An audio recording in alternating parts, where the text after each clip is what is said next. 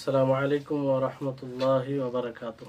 وعليكم السلام ورحمة الله وبركاته. إن الحمد لله نحمده ونستعينه ونستغفر ونعوذ بالله من شرور أنفسنا وسيئات أعمالنا من يهده الله فلا مضل له ومن يضلله فلا هادي له وأشهد أن لا إله إلا الله وحده لا شريك له وأشهد أن محمدا عبده ورسوله أما بعد رب اشرح لي صدري ويسر لي أمري واحلل عقدة من لساني يفقهوا قولي رب زدني علما رب زدني علما।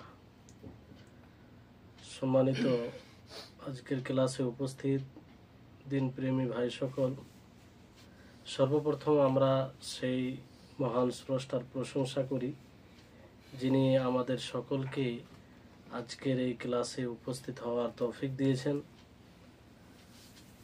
এই জন্য আমরা সকলে বলি আলহামদুলিল্লাহ। তারপরে আমাদের সকলের প্রাণ প্রিয় নবী করিম মুহাম্মদ মুস্তাফা সাল্লাল্লাহু আলাইহি ওয়াসাল্লাম, ওনার উপর অসংখ্য শান্তির ধারা বর্ষিত হোক। আল্লাহুম্মা সাল্লি আলাইহি আল্লাহুম্মা বারিক আলাইহি। আজকে ইনশাআল্লাহ ক্লাস আপনার কুরবানির বিধিবিধান ধারাবাহিক দার্স চলছে, আর আজকে চতুর্থ পর্ব। এর পূর্বের পর্বে আমরা জেনেছিলাম যখন কোনো পশু কোরবানির জন্য নির্ধারিত হয়ে যায় তখন তার সাথে বিশেষ কিছু বিধান ছিল যা আমরা পূর্বের ক্লাসে জেনেছিলাম, তাই তো? আজকে ইনশাআল্লাহ জানবো যে কোরবানি করার পরে তার যে মাংস রয়েছে সেটার বিধান কি, কতটা বন্টন করতে হবে, কতটা খাওয়া যাবে, এই ব্যাপারে শরীয়তে কি বলে। যেহেতু এটা একটি ইবাদত, তো এর প্রত্যেকটি অংশ ইবাদত, তাই আমাদেরকে দেখতে হবে যে শরীয়তে এই ব্যাপারে কি দিক নির্দেশনা রয়েছে, বুঝতে পারলেন? এই কোরবানির দ্বারা যদিও আমরা নিজে উপকৃত হই, মাংস খাই কে আমরাই খাই, তারপরও এটি ইবাদত। কেন? যে আল্লাহ তাবারক ওয়া তাআলার হুকুমকে পালন করার উদ্দেশ্যে আমরা জবাই করব, কুরবানি করব। আল্লাহ তাআলার হুকুম না হলে করতাম না, এই উদ্দেশ্যে করতাম না। স্বাভাবিক দিনে যেগুলো খাই সেটা তো অন্যরকম না, কিন্তু কোরবানির বিশেষ এই কোরবানির পশু মাংস খায়, এটা আমাদের নিয়তে থাকে যে আল্লাহ তাবারক ওয়া তাআলার হুকমে শরীয়তের বিধান অনুযায়ী সেটাকে জবাই করা হয় নির্ধারিত দিনে, নির্ধারিত সময়ে, আর এক বিশেষ পদ্ধতিতে, তারপর ভক্ষণ করা হয়। তো যদিও আমরা নিজে উপকৃত হই, তারপরও এটি ইবাদত। সেহেতু আমাদেরকে দেখতে হবে যে শরীয়তে এর প্রত্যেকটি বিষয় কি দিক নির্দেশনা দিয়েছে, বুঝতে পারলেন? তো যে কোরবানি করবে তার জন্য এটা বৈধ হবে, সে কোরবানি থেকে খেতে পারে, হাদিয়া দিতে পারে, কাউকে উপহার স্বরূপ দিতে পারে, সাদকা করতে পারে, কাউকে মানে সাদকা খাওয়ার জন্য দিতে পারে। কিন্তু কোরআনুল কারীমে দুই জায়গায় বা আরো কয়েক জায়গায় আল্লাহ তাআলা স্পষ্ট করেছেন যে যারা গরিব অসহায় তাদেরকেও খাও, তোমরা নিজে খাও এবং তাদেরকে খাও।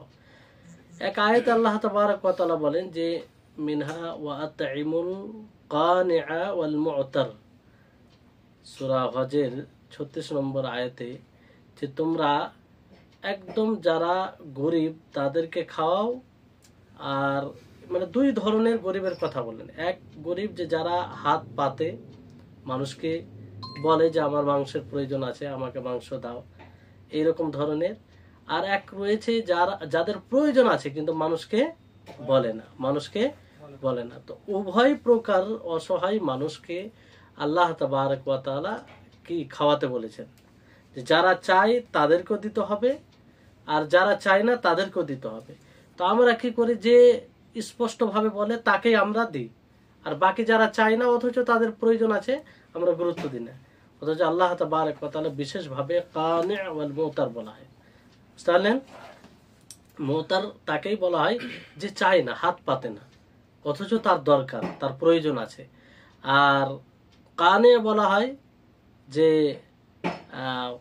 কানে বলে যে চাই, কি মানুষকে বলে যে আমার মাংসের প্রয়োজন আছে। তো এক কথাই এই আয়াত থেকে এটা স্পষ্ট হয় যে আমাদেরকে নিজে খেতে হবে এবং যারা পাশে রয়েছে, যাদের প্রয়োজন আছে, তাদেরকে খাওয়াতে হবে। এখান থেকে এটা স্পষ্ট হয় না যে যারা ধরেন ভালো রেখেছেন আল্লাহ তাআলা যাদেরকে, যারা এই ধরনের গরিব নয়, তাদেরকে খাওয়াতে হবে না, এরকম বিষয় নেই। বুঝতে পারলেন? ভালো মানুষকেও দেওয়া যেতে পারে, ভালো মানুষকেও দেওয়া যেতে পারে। একজন মানুষ ভালো, তার অর্থ আছে, সবকিছু আছে, কুরবানি দিতে পারতো ইচ্ছা করলে, কিন্তু দেয়নি, তো আপনি তাকে কি খাওয়াবেন না? অবশ্যই খাওয়াবেন। মানে এদেরকে প্রাধান্য দিতে হবে, এদেরকে প্রাধান্য দিতে হবে। বাকি আপনি হাদিয়া স্বরূপ যাকে ইচ্ছা আপনি দিতে পারেন। বুঝতে পারলেন? এই ব্যাপারে একাধিক হাদিসও রয়েছে, যেমন সালমা বিন আকওয়া রাদিয়াল্লাহু আনহু, তিনার থেকে বর্ণিত, তিনি নবী সাল্লাল্লাহু আলাইহি ওয়াসাল্লাম বলেন যে কুলু ওয়া আতইমু ওয়া দাখিরু, যে তোমরা খাও এবং খাওয়াও আর সঞ্চয় করো, মানে গুদাম করো, সেটাকে জমা করে রাখো। এখানে খেতে খাও খাও বলতে গরিব, ফকির, মিসকিন যা রয়েছে, যাদেরই প্রয়োজন আছে, সকলে এর অন্তর্ভুক্ত হবে, তাদেরকে খাওয়াতে হবে। বুঝতে পারলেন? খাওয়াতে হবে বলতে তাদেরকে আগে, এবং হাদিয়া হিসাবে আপনি বিত্তশালীদেরকেও দিতে পারেন, যাদের অর্থ আছে তাদেরকে আপনি দিতে পারেন। বুঝতে পারলেন? একজন কুরবানি দিয়েছে, তার কুরবানির মাংস ধরেন অল্পই হয়েছে, আর আপনার হয়েছে তার ডবল হয়েছে, তো আপনি চাইছেন যে আমার বন্ধু পরিচয় আছে, তাকে একটু হাদিয়া দিয়ে দিই, তো দিতে পারেন, কোনো সমস্যা নেই। বুঝতে পারলেন? তো এতে কোনো সমস্যা, আর এমনি তো দিতে পারেন, আপনি হাদিয়া হিসাবে দিতে পারেন।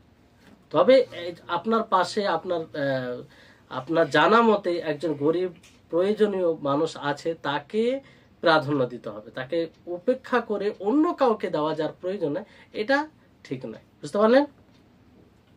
অনুরূপভাবে আয়েশা রাদিয়াল্লাহু তাআলা আনহা থেকে বর্ণিত, তিনিও বলেন যে রাসূল সাল্লাল্লাহু আলাইহি ওয়াসাল্লাম বলেন কুলু ওয়াদাখিরু ওয়া তাসাদ্দাকু, যে তোমরা খাও এবং জাখিরা বানাও, অর্থাৎ সঞ্চয় করে রাখতে পারো, জমা করে রাখতে পারো, এবং সাদকা করো, সেদের যাকে গরিবদেরকে, এক কথায়। তো এটি মুসলিম, সহিহ মুসলিমের হাদিস। তো এখানে বিষয়টি হচ্ছে যে এখানে এরকম কোন ওলামায়ে-গণ কিছু কিছু এই ক্ষেত্রে ইখতিলাফ করেছেন, দ্বিমত করেছেন, যে কতটা খাবে, কতটা হাদিয়া দিবে, কতটা সাদকা করবে। হ্যাঁ, কিন্তু এই বিষয়ে আসল বিষয়টি হচ্ছে প্রশস্ত বিষয়।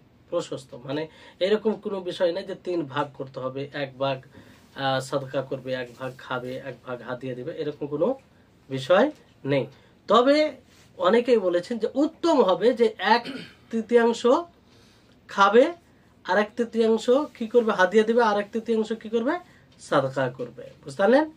তো এইভাবে, তো এগুলো কোনো বিষয় নেই, যতটা প্রয়োজন হবে খাবে, যতটা প্রয়োজন হবে খাবে, আর যতটা প্রয়োজন হবে মানুষকে দেওয়ার প্রয়োজন পড়বে সেটা দিবে। এই দিক দিয়ে অনেক সমাজে অনেক নিয়ম থাকে, যেমন বিভিন্ন সমাজে নিয়ম থাকে যে বাধ্যকতামূলক পশু জবাই হবে, তার অর্ধেকটা অথবা 3 ভাগের 1 ভাগ তাকে রেখে দিতে হবে, মানে বাধ্য করা হয়। এটা ভুল, এটা ভুল, সমাজে বাধ্য করা হয়নি। তো আমরা কে যে আমরা বাধ্য করব? এটা একদম জুলুম। একজন মানুষের যেখানে প্রয়োজন নেই, দেখবেন অনেক এলাকা আছে যেখানে প্রয়োজন নেই মাংস, মানে কে খাবে, সবাই কুরবানি করে। কিছু কিছু এলাকা আছে বেশিরভাগ কুরবানি করে, হালকাই অল্প কিছু মানুষ থাকে যারা কুরবানি করে না। তো তাদের জন্য তো সবার থেকে যদি একটা অংশ নিয়ে নেই, 3 ভাগের 1 ভাগ নিয়ে নেই, তাহলে কতটা মাংস একত্রিত হয়? এতটা তো প্রয়োজন নেই সেখানে। কিংবা যে কুরবানি করবে তার একটা ব্যক্তিগত স্বাধীনতা আছে, সে যেখানে দেখবে গরিব আছে দূরে, তাকে সে দিবে। যদি 1 ভাগ বাধ্যকতামূলক তাকে সেখানে দিয়ে দিতে হয়, তার ইচ্ছা মতো সে কোথায় দিবে তাহলে? তো এক কথাই এগুলো ইচ্ছাকৃত ভাবে হলে কোনো সমস্যা নেই, কিন্তু বাধ্য যে করা হয় এটা সঠিক নয়, এটা সঠিক নয়। কারণ এই 3 ভাগে বিভক্ত করা এটা কোনো মানে শরীয়তের একদম বাধা নিয়ম নয়। বুঝতে পারলেন? কিছু কিছু হাদিসে আছে যে আল্লাহ নবী যেমন বলেন যে যে ব্যক্তি কুরবানি করবে সে যেন 3 দিনের বেশি না রাখে, 3 দিনের পরে তার ঘরে যেন কুরবানির মাংসের মধ্যে কোনো জিনিস না থাকে, এক কথায় 3 দিন খাবে। তো পরের বছরে আবার কোরবানি করা হয়, তো সাহাবায়ে কেরাম জিজ্ঞাসা করেন যে আমরা এবারও কি তাই করব যা আমরা গতবার করেছি? তো আল্লাহ নবী বললেন যে তোমরা খাও এবং জমা করতে পারো। কি করতে পারো? জমা করতে পারো। মানে পূর্বের যেটা হুকুম সেটা রহিত হয়ে গেল। কি হয়ে গেল? রহিত। মানে এই জন্য শরীয়তে কিছু বিধান আছে যে পরের বিধানের দ্বারা আগের বিধান রহিত হয়ে যায়। এরকম অনেক উদাহরণ আছে, যেমন এটা একটা উদাহরণ। আল্লাহ নবী প্রথমে হুকুম দিয়েছিলেন যে তোমরা 3 দিনের বেশি খেও না, কারণ সে সময় গরিব অসহায় বেশি ছিল। এই কারণে আল্লাহ নবী কি বললেন যে তোমরা খাও এবং অন্যদেরকে খাও, 3 দিনের বেশি নিজের বার্তা রাখো না। যদি 3 দিনের বেশি না রাখা যায় তাহলে আবশ্যিকভাবে সে বেশি বেশি করে বন্টন করে দিবে। বুঝতে পারলেন? আর এই বছর আল্লাহ নবী কেন এটা হুকুম দিলেন? কারণ হচ্ছে যে এখন মানুষ প্রশস্ত হয়েছে, ভালো অবস্থায় এসেছে, প্রায় মানুষ কোরবানি দিচ্ছে, আর আগের মতো অবস্থা নেই। বুঝতে পারলেন? তো এখানে বিষয়টি হচ্ছে যে এই কোরবানি দেওয়ার পরে মানুষ হাদিয়া উপহার হিসেবে তো নিজে খেয়ে যদি শেষ করে দেয় কোনো অসুবিধা নেই, কোনো এতে অসুবিধা নেই। বুঝতে পারলেন? এখানে একটি বিষয় আছে যে ধরেন আপনি দেশে নেই, তাই তো? বেশিরভাগ মানুষের যারা প্রবাসে আছে তাদের এই বিষয়টি আসে। তো আপনি কাউকে ওকিল বানিয়েছেন। কি বানিয়েছেন? ওকিল, মানে কুরবানি করার জন্য আপনি টাকা দিয়ে দিচ্ছেন যে কুরবানি ক্রয় করে আপনি কুরবানি করছেন, কিন্তু ওকিল বানিয়েছেন। যেমন ওকিল কেন বলা হয়? যেমন আপনার মোকদ্দমা কেস যে লড়ে তাকে ওকিল বলা হয়, কিন্তু আপনার পক্ষ হয়ে লড়ে, তো ওই আপনার পক্ষ হয়ে আপনার কুরবানি করবে, হ্যাঁ, তাকে ওকিল। তো ওকিল যদি কুরবানি করে, যাকে আপনি ওকিল বানিয়েছেন, যেমন এখান থেকে আপনি বললেন যে ভাই আমার বাড়িতে তো কেউ নেই, আমিও বাইরে আছি, তো কোরবানিটা দিয়ে দিয়েন, আমার পক্ষ থেকে কাটা এটা সেটা সবকিছু যা করা করে দিয়েন, কোরবানি আপনি করছেন। বুঝতে পারলেন? তো এবার সেই ওকিল কি আপনার অনুমতি ব্যতীত সে সেখান থেকে মাংস বন্টন করতে পারে, সে খেতে পারে নাকি? এটা আসল দেখতে হবে। এটার মানে সে নিজ ইচ্ছাকৃত মাংস বন্টন করতে পারে কি পারে না। যেমন নিজে কোরবানি করে মানুষকে দেয়, যাদের প্রয়োজন আছে, হাদিয়া দেয়, তাই না? হাদিয়া দিতে গেলে মানুষের সম্পর্ক ভালো হয়, মজবুত হয়। তো সে পারে কি পারে না। তো এখানে বিষয়টি দেখবে, তাকে যদি স্পষ্টভাবে অনুমতি দিয়ে থাকে তো কোনো সমস্যা নেই, কোনো সমস্যা নেই। আর যদি অনুমতি না দিয়ে থাকে কিন্তু সমাজে এটা চলে, সমাজে এটা চলে, সমাজে এটা চলে, কি চলে? সমাজে এটা চলে, তো ওই সমাজে যেটা চলে সেটা ধরা যাবে। সেটা কি ধরতে হবে? যে সমাজে চলে যে কাউকে যদি ওকিল বানিয়ে কোরবানি দেওয়া হয় তাহলে সে নিজ ইচ্ছা মতো বন্টন করতে পারে, নিজ ইচ্ছা মতো কাউকে হাদিয়া দিতে পারে, এতে মুয়াক্কিল যে ওকিল বানায় তার কোনো আপত্তি থাকে না। সমাজে এরকম চলে, বুঝতে পারলেন? তো এতে কোনো অসুবিধা নেই, সে এরকম ভাবে আমল করবে। বুঝতে পারলেন বিষয়টি? আর যদি না চলে তাহলে সে পুরো মাংস যা যে মুয়াক্কিল যে ওকিল বানিয়েছে তাকে দিয়ে দিবে, তার হাওয়ালে করে দিবে। সে যখন বলবে তখন সেই কিছু করবে। বুঝতে পারলেন বিষয়টি? এখানে একটা বিষয় আসে এই কোরবানির মাংসে, একটা বিষয় যে কোরবানি ধরেন আপনি কোরবানি করতে জবাই করা, খাল এটা সেটা নানা রকম যে কাজ থাকে, সবাই তো পারে না। তো কোনো লোককে আপনি বললেন যে ভাই আমার পশুটা কেটে দেন, একটু সহযোগিতা করে দেন। তো যদি আপনার সহযোগিতা করে দেয়, কেটে দেয়, সবকিছু করে দেয়, তো তাকে মজুরি হিসাবে আপনি কি মাংস দিতে পারেন? মজুরি হিসাবে মাংস দিতে পারেন না, মজুরি হিসাবে মাংস দিতে পারেন না। আপনি মজুরি টাকা দিবেন, একদিনের শ্রমিক যতটা সেটা দিলেন, কিংবা তার উপরে এহসান করতে গিয়ে আপনি আরো বেশি দিতে পারেন, কোনো সমস্যা নেই। কিন্তু মজুরি হিসাবে আপনার 100 গ্রাম কিংবা 50 গ্রাম মাংস দেওয়া বৈধ হবে না, জায়েজ হবে না। কারণ এটা কি, আপনি এই কোরবানি এটা ইবাদত, এটা বিক্রি করা জায়েজ না। তো আপনি মাংস মজুরি হিসেবে দিয়ে গিয়ে বিক্রি করা হচ্ছে কি হয় না? যে ওই জায়গায় আপনি টাকা দিতেন, টাকার জায়গায় আপনি মাংস দিচ্ছেন, তো এটা বিক্রি হলো কি হলো না? জায়েজ নয়। তো মজুরি হিসাবে কোনো প্রকারের মাংস দেওয়া যাবে না। এবার যে কেটেছে আপনি তাকে মজুরি দিলেন, পয়সা দিলেন, আপনার ইচ্ছা হলো যে না তাকে কিছু মাংস দিই হাদিয়া হিসাবে, কোনো সমস্যা নেই। আর যদি সে গরিব হয় তাহলে তো আরো সে মানে বেশি করে দিতে পারেন। এক কথায় আপনি মজুরি হিসেবে দিবেন না, এমনি দিতে পারেন। বুঝতে পারলেন? তো এই হচ্ছে বিষয়টি। এটা মানে খেয়াল রাখতে হবে, অনেক জায়গায় গুরুত্ব দেয় না। আর গুনাহগার হয়ে যায় মানুষ, বুঝতে পারলেন? দিয়ে দেয় যে কেটে, মানে মানুষের সহানুভূতি তখন এমন জেগে যায় যে ছাড়েন, এগুলো কি অসুবিধা আছে, এত কষ্ট করলো তো তাকে মাংস দেবো না। কিন্তু যখন পকেট থেকে টাকা বের করার কথা বলা হবে তখন আর বের হবে না। হ্যাঁ, তো এই যে শয়তান মানে চেষ্টা করে যে কাজে তাকে সহজে আক্রমণ করা যাবে সেভাবে সে কাজে শয়তান আক্রমণ করে, বুঝতে পারলেন? তারপরে আরেকটি বিষয় যেটি গতকালকের আলোচনায় এসেছিল, আজকেও যেহেতু ধারাবাহিক আলোচনা যেহেতু চলছে, তো একটু সংক্ষিপ্তভাবে ইশারা করে চলে যাব। সেটা হচ্ছে যে কুরবানি যারা করবে, যখনই জিলহিজ্জা মাসের চাঁদ দেখা দিবে তখন থেকে তাদের জন্য মাথার চুল, শরীরে কোনো লোম, আর মোচ বলেন, বগলের লোম বলেন, নাভির নিচের লোম বলেন, এগুলো সব কর্তন করা কি অবৈধ হয়ে যায়, হারাম হয়ে যায়, কাটা যাবে না। কারণ এই ব্যাপারে হাদিস একাধিক রয়েছে। কিন্তু যে কুরবানি করবে তার জন্য, যে কুরবানি করবে তার জন্য নবী করিম মুহাম্মদ সাল্লাল্লাহু আলাইহি ওয়াসাল্লাম বলেন, ইদা রাআইতু হিলালা যিল হিজ্জাতি, যে যখন তুমি জিলহিজ্জা মাসের চাঁদ দেখবে, যে জিলহিজ্জা মাসের চাঁদ দেখবে, অথবা বলা হয়েছে ইদা দাখালাতিল আশর, যখন প্রথম দশক শুরু হয়ে যাবে, ওয়া আরাদা আহাদুকুম আন ইউদাহিয়া ফালইউমসিক আন শা'রিহি ওয়া আযফারিহি, আর তোমাদের মধ্যে কেউ চাইবে কোরবানি করার ইচ্ছা পোষণ করবে, কোরবানি করতে চাইবে, তাহলে সে চুল এবং নখ কর্তন করা থেকে বিরত থাকবে, বুঝলেন? অন্য হাদিসে আছে ফালা ইয়ামাসসা মিন শা'রিহি ওয়ালা বাশারিহি শাইয়ান, আর কিছু হাদিসে এসেছে ফালা ইয়াখুদ মিন শা'রিহি ওয়া আযফারিহি শাইয়ান হাত্তা ইউজাহিয়া। তো এক কথায় এগুলো হাদিস থেকে এটা স্পষ্ট হয় যে কুরবানি করবে তার পক্ষ থেকে, তার জন্য এটা জায়েজ হবে না। এখানে বিষয়টি বুঝতে হবে, বুঝলেন? এবার ধরেন যে একজন ব্যক্তি কুরবানি আগে থেকে নিয়ত করেনি, হয়তো কোনো কারণে নিয়ত করেনি, দশক শুরু হয়ে গেছে, জিলহিজ্জা মাসের প্রথম দশক শুরু হয়ে গেছে, 3 দিন 4 দিন পরে, 3 দিন 4 দিন অতিক্রম হওয়ার পরে সে ইচ্ছা করলো কোরবানি দেওয়ার, তাহলে সে কি করবে? হ্যাঁ, মাশাআল্লাহ, তখন থেকে হাতের নখ, চুল এগুলো কাটা থেকে বিরত থাকবে।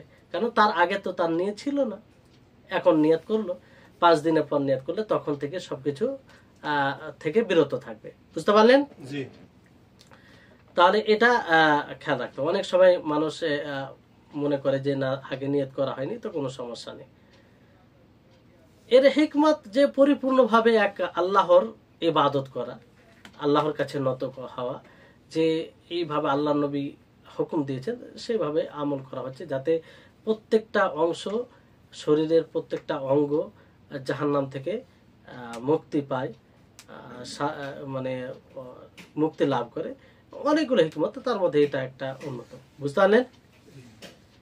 এখানে যে কুরবানি করবে তার জন্য এটা, যাদের পক্ষ থেকে কুরবানি দেওয়া হবে তার জন্য নয়। যেমন আপনার পরিবারে একাধিক মানুষ রয়েছে, একাধিক সদস্য রয়েছে, 10 জন আছে, 12 জন আছে, তো আপনি গার্জেন, আপনি যদি কুরবানি করেন তো আপনার জন্য শুধু, বাকি যে আরো 11 জন রয়েছে তারা সবকিছু করবে স্বাভাবিক, যেমন অন্য দিনে করে তেমন তারা করবে, বুঝতে পারলেন? কোনো সমস্যা নেই, যে শুধু কোরবানি করবে। আপনি এখানে আছেন, আপনার বাড়িতে পরিবারের সদস্য আছে 10 জন, তো আপনি কুরবানি করছেন, তো আপনার জন্য এটা জরুরি হবে যে আপনি এগুলো থেকে বিরত থাকবেন। বাকি আপনার বাড়িতে যারা আছে তাদের জন্য এগুলো কোনো সমস্যা নেই, সবকিছু করতে পারবে, বুঝতে পারলেন? জি। এবার যদি কেউ এটা করে নেয়, কুরবানি দেওয়ার ইচ্ছা পোষণ করেছে, তারপরেও যদি চুল কেটে নেই, নখ কেটে নেই, অথবা শরীরে কোনো লোম ইচ্ছাকৃতভাবে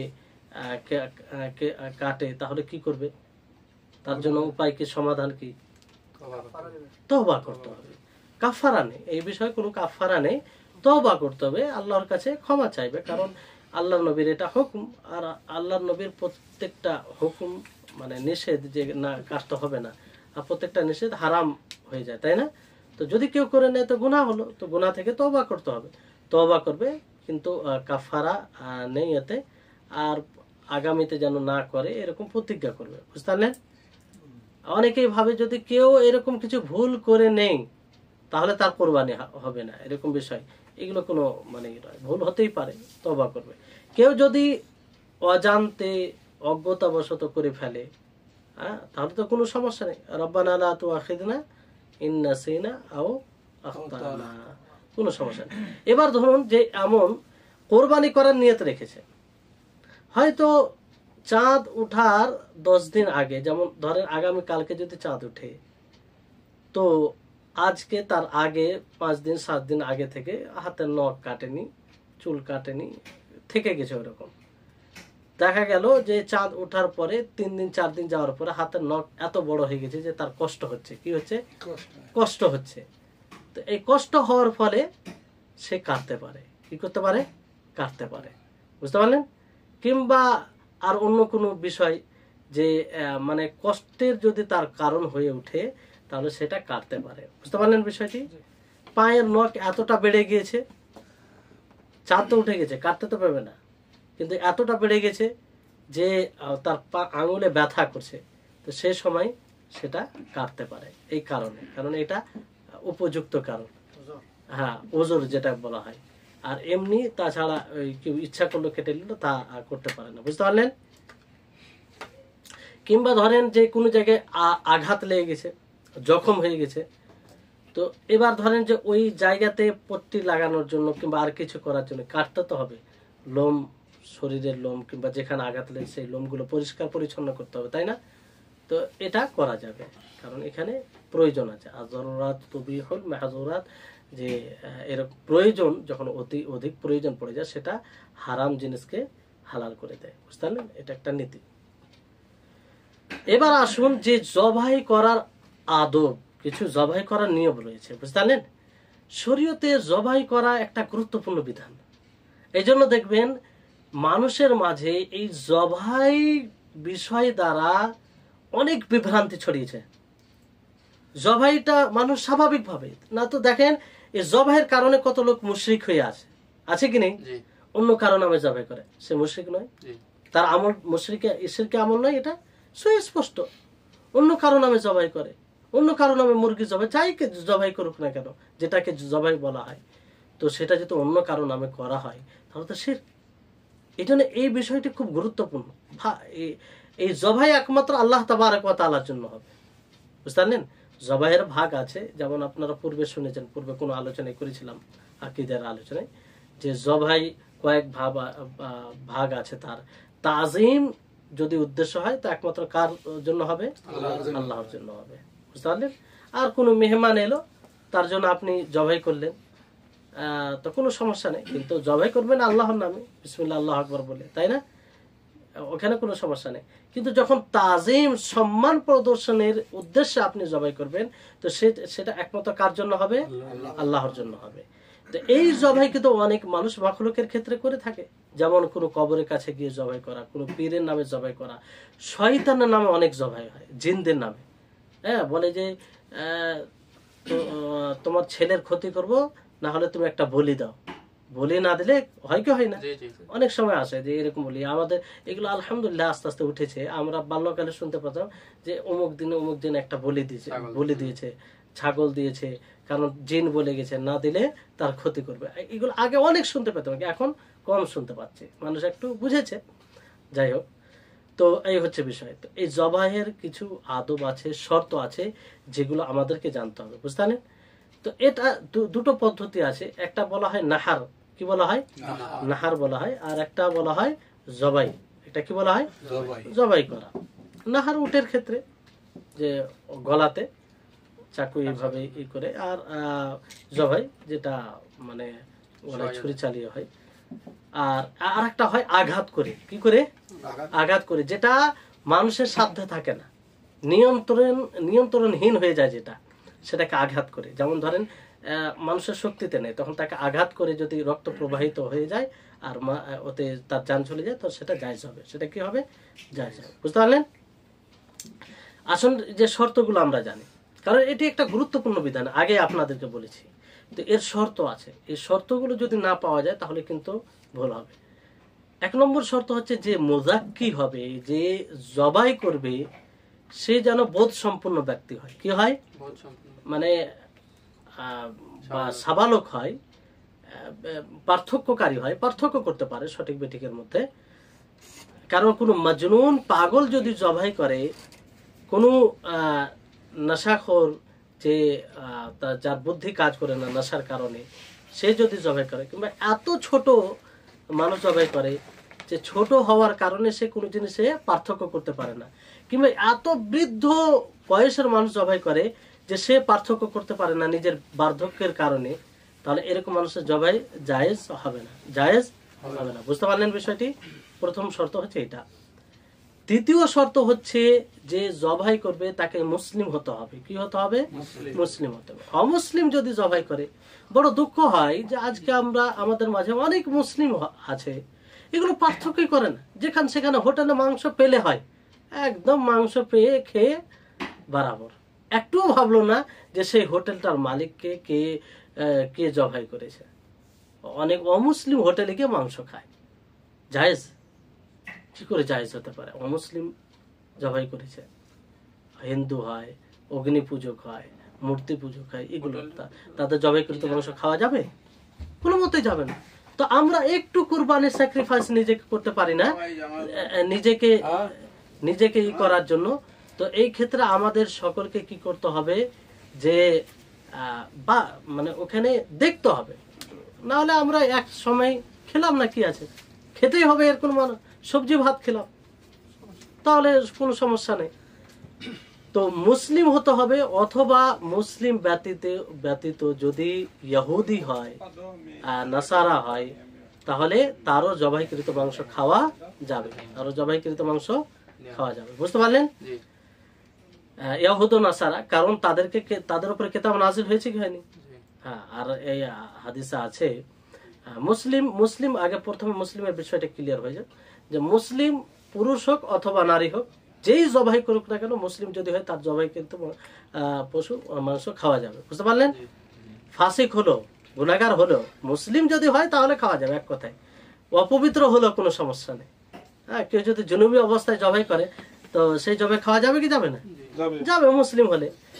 আর ইহুদি অথবা নাসারা, তারও জবাই খাওয়া যাবে সে যদি ইহুদি হয়, কারণ আল্লাহ তাবারক ওয়া তাআলা বলেছেন ওয়া তাআমুল লাযিনা উতুল কিতাব হিল্লুল লাকুম, যে যাদেরকে কিতাব দেওয়া হয়েছে, আসমানি গ্রন্থ দেওয়া হয়েছে, তাদের খাবার তোমাদের জন্য কি বৈধ, তোমাদের জন্য বৈধ, আর তোমাদের খাবার তাদের জন্য বৈধ।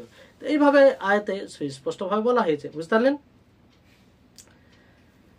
এর দলিল হাদিস থেকেও আছে, যেমন নবী করিম মুহাম্মদ সাল্লাল্লাহু আলাইহি সাল্লামকে একজন ইহুদিয়া মহিলা ছাগলের মাংস দেন, তো আল্লাহ নবী হাদিয়া স্বরূপ দেন, আল্লাহ নবী সেটা নিয়ে খেয়েছেন।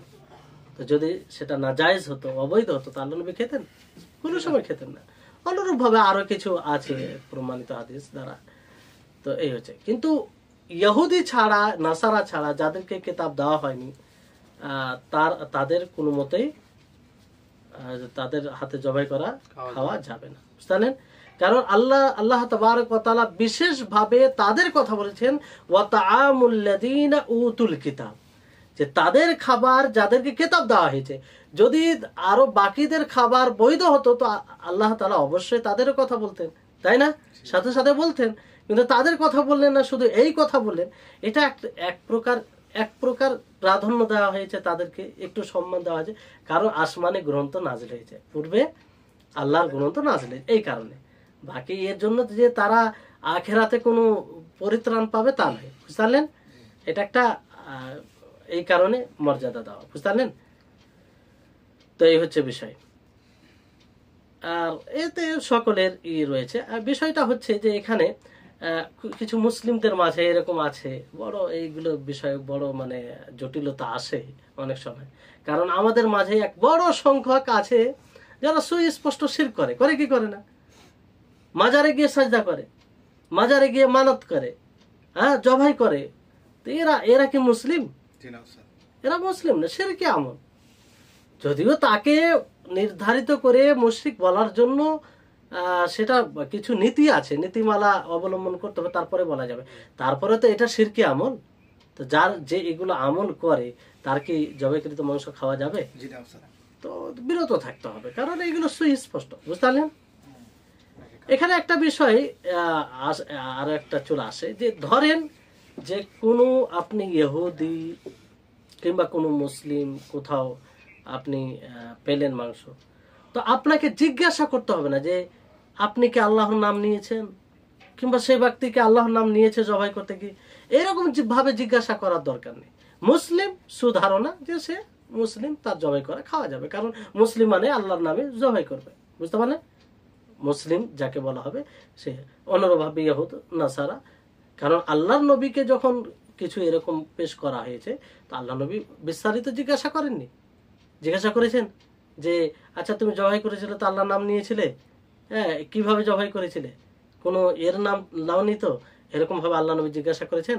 করেননি। তার মানে কি বিস্তারিত জিজ্ঞাসা করার প্রয়োজন নাই। যেমন একটি হাদিস আছে যে কিছু লোক নবী করিম মুহাম্মদ সাল্লাল্লাহু আলাইহি ওয়াসাল্লামকে বলেন যে ইন্না কওমান ইয়াতুনানা বিলাহমিন লা নাদরি আযাকারু ইসমাল্লাহি আলাইহি আমলা, যে কিছু লোক আমাদের নিকটে মাংস নিয়ে আসে, আমরা জানি না যে তারা সেই পশু জবাই করতে আল্লাহর নাম নিয়েছে না আল্লাহর নাম নেয়নি। তা আল্লাহ নবী কি বলেন? সাম্মু আলাইহি আনতুম ওয়া কুলু, যে তোমরা তার উপর আল্লাহর নাম নিয়ে খাও, বুঝতে পারলেন? বিসমিল্লাহ বলে খাও। তো আসল তারপরে বলা হয়েছে যে ওই হাদিসের এতে বলা হয়েছে যে তারা নতুন ভাবে ইসলাম গ্রহণ করেছিল। তো এক কথাই এগুলো থেকে এটা স্পষ্ট হয় যে বিস্তারিত ভাবে জিজ্ঞাসা করার প্রয়োজন নেই। মুসলিম যদি হয় তার জবাইকৃত মাংস খাওয়া যাবে, বুঝতে পারলেন? তৃতীয় শর্ত হচ্ছে যে জবাই করার নিয়ত থাকতে হবে। কি থাকতে হবে? নিয়ত, যে জবাই করছে। পার্থক্যটা বুঝতে পারবেন, কারণ জবাই করা একটি বিশেষ একটা আমল, যার জন্য নিয়তের প্রয়োজন আছে। কি কিসের প্রয়োজন আছে? নিয়তের প্রয়োজন আছে। যদি জবাই করার নিয়ত না করে তাহলে কিন্তু সেটা হালাল হবে না, জাবিহা সেই জবাইকৃত পশু হালাল হবে না। এর উদাহরণ যেমন ধরুন যে আপনার উপরে কোন একটা পশু আক্রমণ করলো, কি করলো? আক্রমণ। আপনি নিজেকে বাঁচার জন্য তাকে এমন ভাবে মারলেন যে সে মারা গেল, সেটা জায়েজ হবে? জায়েজ হবে? হবে না। কেন হবে না? কারণ আপনি নিয়ত করেননি জবাই করার। কি করেননি? নিয়ত করেন। আপনি বসে আছেন, আপনার উপরে আক্রমণ, আপনার হাতে অস্ত্র আছে, এমন ভাবে তার উপরে আক্রমণ করলেন আপনি নিজেকে বাঁচানোর জন্য যে সে মারা গেল, সেটা জায়েজ হবে? আপনি যদি সাথে সাথে নিয়ত করিলেন যে আমি তাকে জবাই করছি, এরকম নিয়ত হয়ে যায়, তাহলে জায়েজ হবে। কিন্তু নিয়ত না হলে জায়েজ হবে না। তো নিয়ত শর্ত। কি শর্ত? নিয়ত শর্ত। বুঝতে পারলেন? চতুর্থ শর্ত হচ্ছে সেটা যেন আল্লাহ ব্যতীত অন্য কারো নামে জবাই করা না হয়। আল্লাহ ব্যতীত অন্য কারো নামে জবাই না করা হয়। যদি অন্য কারো নামে জবাই করা হয় তাহলে সেটা হালাল হবে না, সেটা হালাল হবে না। যে অন্য কারো নামে কোনো মূর্তির তাজিম, মানে তাজিম করার উদ্দেশ্যে কোনো কবরে গিয়ে, কোনো ফারিস্তার নামে, কোনো জিনের নামে, ভূত, এগুলো বলা হয় যে সেগুলোর নামে, এগুলো জায়েজ না। কারণ সূরা মাইদার 3 নম্বর আয়াতে এগুলো স্পষ্ট ভাবে বলা হয়েছে, বুঝতে পারলেন? পঞ্চম শর্ত হচ্ছে যে সেটা জবাই করতে গিয়ে অন্য কারো নাম যাতে না নেওয়া হয়। অন্য কারো নাম নিয়ে যদি জবাই করা হয় তাহলে সেটা জায়েজ হবে না। যদি কেউ জবাই করে বিসমিন নবী, আমি নবীর নামে জবাই করছি, বিসমি জিবরিল, আমি জিবরিল নামে জবাই করছি, তো এইভাবে যদি কেউ আল্লাহ ব্যতীত অন্য কারো নাম নেই তাহলে এটা জায়েজ হবে? জায়েজ হবে না, জায়েজ হবে না। কারণ হাদিসে যেটা স্পষ্ট আছে, আপনারা অহরহ হাদিসটি জানেন, শুনেন, মুখস্থ আছে আপনাদের, মান আমিলা আমালান আশরাকা ফিহি মাইয়া গায়রি তারাকতুহু ওয়া শিরকাহু, যে ব্যক্তি এমন আমল করলো যে আমলে আমার সাথে অন্য কাউকে শরীক করলো, আমি তাকে প্রত্যাখ্যান করব এবং তার শিরকে প্রত্যাখ্যান করব। এটা তো এক প্রকার শিরক, যেখানে আল্লাহর নাম নেওয়া উচিত, অন্য কারো নাম। এরকম হয় কি হয় না? জবাই করে কি করে না? করে, অনেক লোক আছে এরকম।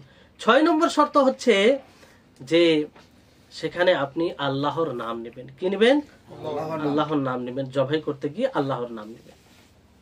আল্লাহর নাম নিয়ে, যেমন আল্লাহ তাবারক ওয়া তাআলা বলেন ফাকুলু মিম্মা যুকিরা ইসমুল্লাহি আলাইহি ইন কুনতুম বিআয়াতিহি মুমিনিন, যে তোমরা খাও তার মধ্যে থেকে যার উপরে আল্লাহর নাম নেওয়া হয়েছে। কি নেওয়া হয়েছে? আল্লাহর নাম, যদি তোমরা তার নিদর্শন সমূহের প্রতি ঈমান রাখো। বুঝতে পারলেন? তাহলে এখানে আল্লাহ তাআলা স্পষ্ট করেছেন। আর হাদিসে যেমন আল্লাহ নবী বলেছেন মা আনহারাদ দাম ওয়া যাকারা ইসমাল্লাহি আলাইহি ফাকুলু, যেটা রক্ত প্রবাহিত হবে এবং আল্লাহর নাম লা হবে সেটা তোমরা খাও। বুঝতে পারলেন? বুঝতে পারছেন তো? জি।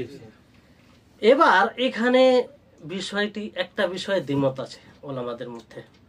সেটা কি, কেউ যদি ভুলে নাম না নেয়, ভুলে গেছেন, ধরে হয় কি হয় না, অনেক সময় ভুলে গেছেন, নাম নেই কিন্তু কোনো সময় জবাই করতে করতে ভুলে গেছে, তো সেটা মাংস খাওয়া যাবে কি যাবে না? ইবনে উসাইমিন রাহিমাহুল্লাহ তিনি বলছেন যে খাওয়া যাবে না। সে ভুলে ভুলে নাম না লোক আর যেমন করে হোক একই ব্যাপার।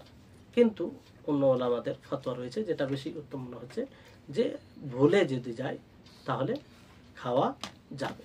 যদি স্বাভাবিক নাম নেই, কোনো সময় ভুলে গেছে, ইচ্ছাকৃত না, তো খাওয়া যাবে। বুঝতে পারলেন? 7 নম্বর শর্ত হচ্ছে যে আপনি জবাই করবেন ধারালো জিনিস দ্বারা। কি জিনিস দ্বারা? ধারালো, যেটাতে কাটবে, রক্ত প্রবাহিত হবে, সেই জিনিস দ্বারা আপনি জবাই। যেমন ধরেন লোহা, পাথর, পাথর কিছু ধারালো হয় কি হয় না? আগের যুগে তো এইরকম অস্ত্র ছিল না, তারপরে কত কত উট জবাই করে নিছে। হ্যাঁ, আল্লাহ আকবার। তারপরে কাঁচ, সীসা, এগুলো দিয়ে ধারালো জিনিস দ্বারা জবাই করতো। জানেন? কারণ আল্লাহ নবী বলেন যে মা আনহারাদ দাম ওয়া যাকারা ইসমুল্লাহি আলাইহি ফাকুলু মা লাম ইয়াকুন সিন্নান আও যুফরান। হ্যাঁ, তো এক কথাই ধারালো হতে হবে, সেটা যেই হোক না কেন, যদি সেটা যেন দাঁত অথবা নখ না হয়। তো ধারালো মানে হতে হবে এক কথায়। বুঝতে পারলেন? এর যেমন একটি হাদিস আছে, সহিহ বুখারী সহিহ মুসলিমে রয়েছে, যে সেখানে এক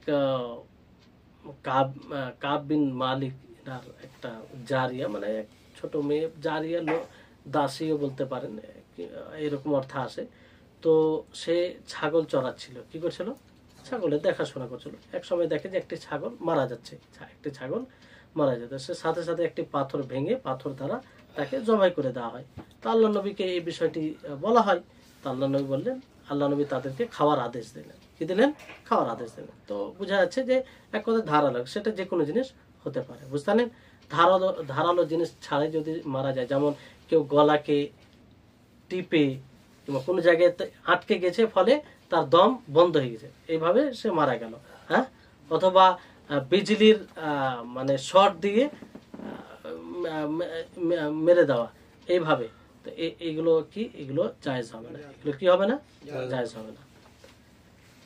আর জীবিত পশু দুটি লক্ষণ, এক তো সে মানে নড়াচড়া করবে, আর দ্বিতীয় হচ্ছে যে লাল রক্ত বের হবে। যখন আপনি করবেন লাল রক্ত বের হয়, একদম দ্রুত বেগে রক্ত বের হয়। 8 নম্বর শর্ত হচ্ছে যে রক্ত প্রবাহিত হওয়া। কি হওয়া? রক্ত প্রবাহিত হওয়া। রক্ত প্রবাহিত হবে তীব্র বেগে, যে রক্ত প্রবাহিত সেটা যেন হয়। কারণ আল্লাহ নবী বলছে মা আনহারাদ দাম ওয়া যাকারা ইসমাল্লাহি আলাইহি। তো যেটা মানে রক্ত প্রবাহিত হবে, তীব্র বেগে বের হয় কি হয় না, তখন কাটাইতে হবে। এটা তো ব্যাপারটা হলো যে পশুগুলো আপনার সাধ্যে থাকে, আপনার নিয়ন্ত্রণে থাকে। কিন্তু যে পশু আপনার নিয়ন্ত্রণে থাকে না, তাকে কিভাবে, যেমন পলায়ন করেছে, কুয়োতে পড়ে গেছে, অথবা এমন জায়গায় পড়ে গেছে যে আপনার নিয়ন্ত্রণ নেই, তো যেভাবে আপনার সুবিধা হবে তাকে আঘাত করে যদি রক্ত প্রবাহিত হয়, তাহলে সেটা কি হবে? খাওয়া যাবে। মানে আঘাত করে যদি মারানো যায় নিয়েতে, তো খাওয়া যাবে। বুঝলেন? এবার এখানে বিষয়টা হচ্ছে যে যেটা আপনার সাথে নিয়ন্ত্রণে আছে তাকে জবাই করবেন, তো কয়টা রগ কাটতে হবে? মূলত 4টি রগ থাকে। কয়টি রগ? 4টি। একটা থাকে ওয়াদাজাইন বলা হয়, ঘাড়ের উপরে, যেটা মানে ফুলে যায় অনেক সময় না, ওই 2টি রগ। আর একটা কণ্ঠনালী আর একটা খাদ্যনালী। তো ওপরে যে দুটি রগ থাকে ঘাড়ের, ওই দুটি রগ কাটা একদম জরুরি, একদম জরুরি।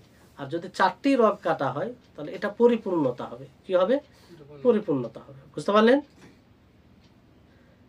আর 9 নম্বর শর্ত, যেটা শেষ শর্ত হচ্ছে, সেটা হচ্ছে যাকে যে পশুকে আপনি জবাই করবেন সেটা যেন শরীয়তে অনুমতি মানে থাকে, আপত্তিকর বিষয় না হয় সেটা। বুঝতে পারলেন?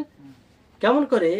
যেমন ধরেন যে কোনো ব্যক্তি এহরাম অবস্থায় আছে, মহরিম বুঝেন তো, হজ করার জন্য এহরামের পোশাক পরে নিয়েছে, তো সে সময় কি সে স্বীকার করতে পারে?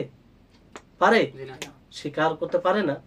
তার জন্য কি হারাম। তো ওই সময় তো সে জবাই করতে পারে না। কি করতে পারে না? জবাই করতে পারে না। অনুরূপভাবে দ্বিতীয়, যেমন ধরেন যে এমন জিনিসকে জবাই করা যেটা মাখলুকের হকের সাথে সম্পৃক্ত, যেমন কোনো পশুকে ছিনিয়ে নেওয়া হয়েছে, চুরি করা হয়েছে, তো ওই চুরি করাকে যে চোর সে যদি জবাই করে, যে ছিন্নকারী সে যদি জবাই করে, তাহলে এটা এটা এটা একটা আপত্তিকর বিষয়। এগুলো যেন না হয়। বুঝতে পারলেন? তাহলে এই শর্তগুলো আপনাদেরকে বললাম। যেহেতু আর একটা পার্ট আছে, বলে দিই না, আজকে শেষ করে দিই, আবার ক্লাস একটা, তো ইনশাআল্লাহ শেষ হয়ে যাবে। এবার আসুন যে এগুলো তো শর্ত, আপনারা শুনলেন শর্তগুলো, আশা করি আপনারা কিছু তো মনে থাকবে। হ্যাঁ, প্রয়োজন পড়লে আবার শুনবেন। আদব কিছু সেই যেগুলো স্বাভাবিক আদব, এগুলো খেয়াল রাখতে হবে আমাদেরকে জবাই করতে গিয়ে। বুঝতে পারলেন? 1 নম্বর আদব হচ্ছে যে আপনি কিবলামুখী করবেন। যাকে আপনি জবাই করবেন তাকে কি করবেন? জবাই করার সময় তার মুখটা কোন দিকে থাকবে?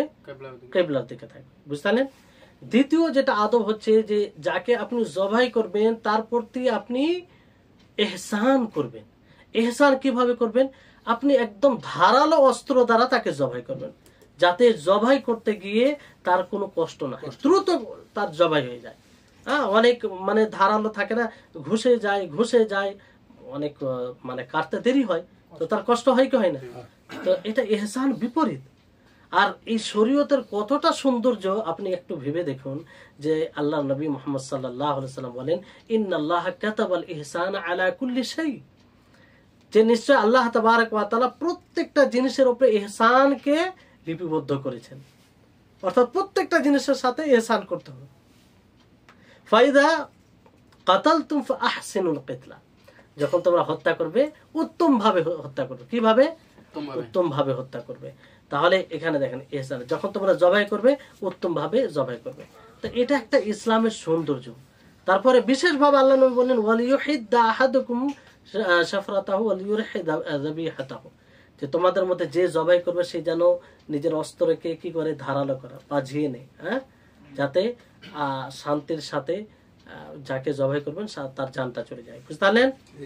তৃতীয় যেটা বিষয় লক্ষ্য রাখতে হবে সেটা হচ্ছে যে জবাই উটে নাহার করতে হবে, আর বাকি যেগুলো পশু আছে জবাই করতে হবে। নাহার তো বুঝেন, উট দাঁড়িয়ে থাকে, ছোড়া মানে ই করে তার গলায়, এই জায়গায় যারা জবাই করে তারা ঠিক বুঝে, বিশেষ পদ্ধতি মানে সবাই পারবে না, যারা হয়তো জবাই করে ঠিক বুঝে ওই জায়গায় আঘাত করে ওটা হয়ে যায়। বুঝতে পারলেন? 4 নম্বর বিষয় যেটা ওই যে বললাম এর পূর্বে, যে 4টি রগ যদি কাটেন তাতে পরিপূর্ণতা আসবে। ওয়াদা জাইন কাটা মানে ঘাড়ের উপরে যে 2টি রগ থাকে যেটা ফুলে যায় আর আগের সময়, তো ওই 2টি রগকে কাটা জরুরি, ওই জন্য শর্তের মধ্যে ওটা বলা হয়েছে। বুঝতে পারলেন?